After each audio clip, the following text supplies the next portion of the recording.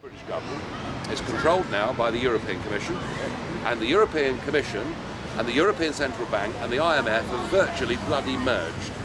Yeah, the IMF, yeah. Look at the appointment this week. Look at the appointment.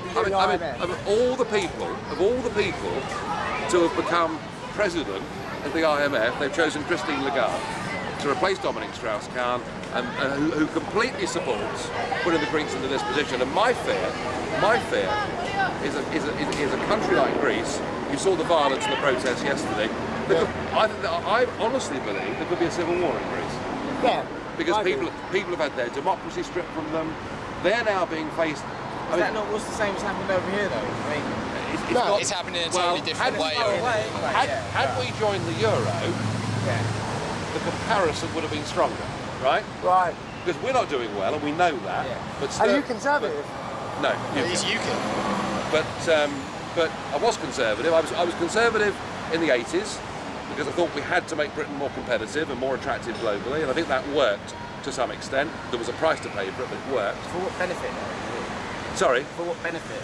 What, in the 80s? What happened? Oh, but they were in recession at the time. Listen, when Thatcher... It was similar to this. You know, I mean, we were in a... But at what cost? Privatisation of... Well, the cost was that if you lived in South Yorkshire and came from a mining family... And it came close to looking like the cost of letting the Tories in this time might be the privatisation you saw your whole, of the national healthcare system. Your whole way of life disappear.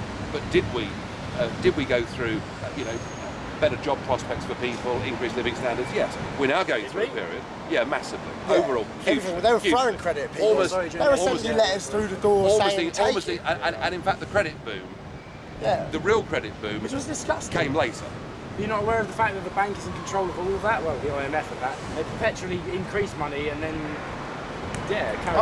listen. Yeah. Actually, if you lend people lots of money, and they then can't pay you back, you've got them by the balls. Yeah. That's the whole point. No, I do understand that. And I've become more and more worried about it over the last 2 or 3 years. But there are a lot of people in politics at the moment worrying about this. I mean, no, because they don't understand it. I've never seen it mentioned on the news. Believe me, most of them don't even understand it. Most people in politics are there. People who do, are you actively doing things to make sure other people do understand? Well, I'll tell you what, if you want to have I'll give you my card, Google my website, try, and you can see there's a couple of cards there. All right. I've got to run, but nice to meet you. Okay. Thank you. Likewise.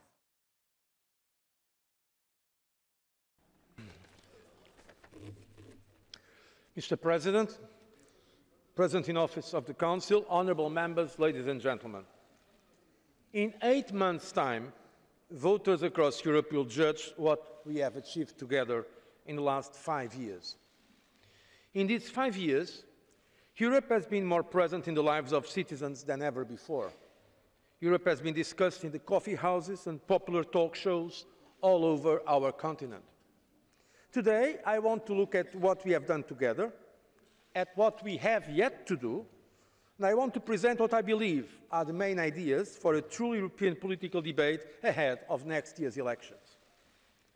Honourable members, as we speak, exactly 5 years ago, the United States government took over Fannie Mae and Freddie Mac, bailed out AIG, and Lehman Brothers filed for bankruptcy protection. These events triggered the global financial crisis. It evolved into an unprecedented economic crisis, and it became a social crisis with dramatic consequences for many of our citizens. These events have aggravated the debt problem that still distresses our governments. They have led to an alarming increase in employment, especially amongst young people, and they are still holding back our households and our companies. But Europe has fought back. In those 5 years, we have given a determined response. We suffered the crisis together, we realized we had to fight it together, and we did, and we are doing it. If we look back and think about what we have done together throughout the crisis, I think it's fair to say that we would never have thought all of this possible 5 years ago. We are fundamentally reforming the financial sector so that people's savings are safe. We have improved the way governments work together, how they return to sound public finances and modernize their economies. We have mobilized over 700 billion euro to pull crisis-struck countries back from the brink. the biggest effort ever in stabilization between countries. I still vividly remember my meeting last year with chief economists of many of our leading banks. Most of them were expecting Greece to leave the euro. All of them feared the disintegration of the euro area. Now, we can give a clear reply to those fears. No one has left or has been forced to leave the euro. This year, the European Union enlarged from 27 to 28 member states, and next year, the euro area will grow from 17 to 18 member states. What matters now... Mr. Farage has the floor. Years ago, Mrs. Thatcher recognised the truth behind the European project. She saw that it was about taking away democracy from nation states and handing that power to largely unaccountable people. Knowing as she did that the euro would not work, she saw that this was a very dangerous design.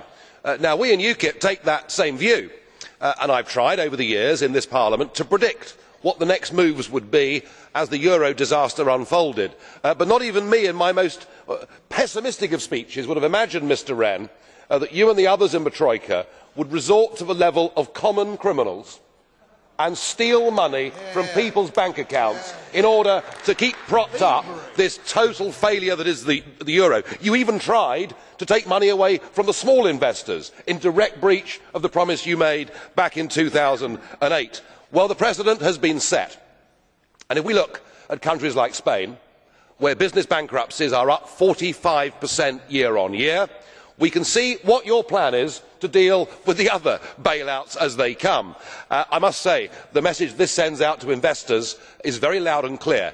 Get your money out of the Eurozone before they come for you. What you have done in Cyprus is you have actually sounded the death knell of the euro. Nobody in the international community will have confidence in leaving their money there. And how ironic to see the Russian Prime Minister, Dmitry Medvedev, compare your actions and say, I can only compare it to some of the decisions taken by the Soviet authorities.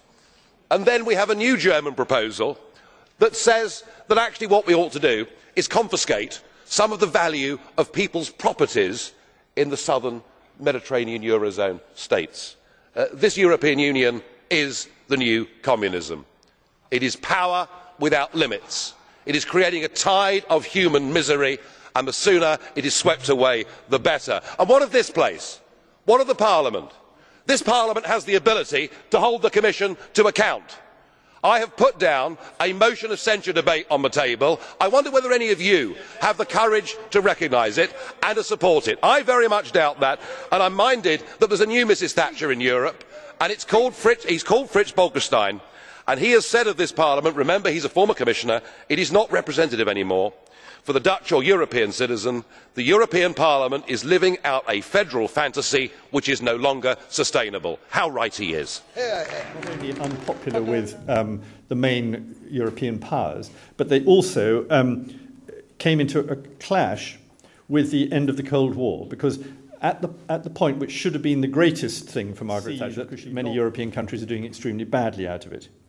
So to come back to the question that I ask, it now starts to look as if Margaret Thatcher was prescient on at least some of the points that she made. She said very strongly at the time that the French theory of binding down Germany by creating a single currency was the reverse of the case. She said what would happen is, look, Germany is the country that's best with the money. Its money is the strongest. If you create a euro, as it was not then called, far from diminishing Germany, you will Germanize the zone in which the euro operates. Germany will be the master of Europe, and that's not a good idea. And I think it's undeniable that in the eurozone that is what has happened. I wouldn't agree with Mrs. Thatcher's attribution of bad motive to Germany about that. I think that's quite false, but I think that is actually the real result. And she also said that, of course, she raised this not only a political problem, it's an economic question. Nobody has answered the basic point which she raised again and again about the problem of trying to have a currency in which one size fits all when it doesn't. So if you're living in a country like Greece now, because you're not allowed to devalue, you are impoverishing yourself and your people are in really desperate situation. And actually, I think it's quite surprising that there hasn't been even more unrest and violence when you have more than a quarter of the population unemployed. So it's a very serious question. And not to mention the competitive sclerosis that comes into the Eurozone at present, where it's getting left behind in global markets. And of course, the issue that's never gone away of sovereignty and who does decide all these issues and who's entitled to, and what is the democratic answerability when the European Central Bank can effectively, or European institutions can effectively decide who's going to be the emergency Prime Minister of Italy or Greece or whatever. And the point, which is something Mrs. Thatcher was always good on, is that money is serious. You can have a lot of rhetoric about European integration, and indeed you can have a lot of European integration if it's institutional and if the shoe doesn't pinch. But if you actually create a currency, then the sort of truth will out. That you will find out what's really happening, and you may not like it. And that, I think, is what's happening. So I think what I would argue, and I think what people are sort of realising in Britain, and possibly more widely, is that all those awkward and unpopular questions that Mrs. Thatcher raised in 1988, 89 and 90 have not been satisfactorily answered. And they remain the right questions, which we do still need to answer. And therefore, what she was shouting about 25 years ago is actually just as relevant now as it was then, and people are more ready to listen to it now than they were then. Thanks very much. Be trying to make the practice of subsidiarity more effective, for example, by getting the Commission to agree to a longer time limits for submitting reasoned opinions, and to withdrawing and rethinking any proposal which attracts the yellow card of 1/3 of the parliamentary chambers of the member states. It does not mean that we should eschew making special arrangements for the UK in a piece of new legislation coming forward, if that can be justified by evidence, not just by ideological assertion.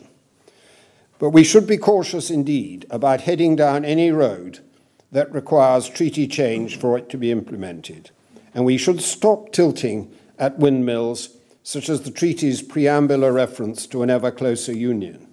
For one thing, and I notice that most people who wax indignant about this phrase haven't taken the trouble to read the treaty before they did so. For one thing, what it calls for in the preamble to the original treaty was an ever closer union among the peoples of Europe, not their governments. For another, it has never been and could never be a legal base for decision-making. That is not what preambles are for. Now, you will gather from this that I am less than convinced of the case for holding an in-out referendum at a fixed date in the future, which owes more to the vagaries and pressures of Britain's own electoral timetable than it does to any wider European perspectives. Britain's membership of the EU, I would suggest, is too important a matter to play Russian roulette with in that way. But irrespective of what I, as an individual independent backbencher, might think, there surely is a compelling case for improving the quantity and the quality of the British debate about Europe.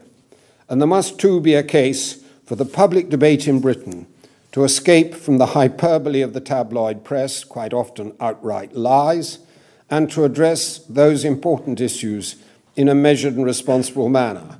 And this week's debate between Nick Clegg and Nigel Farage was perhaps a first step in that direction.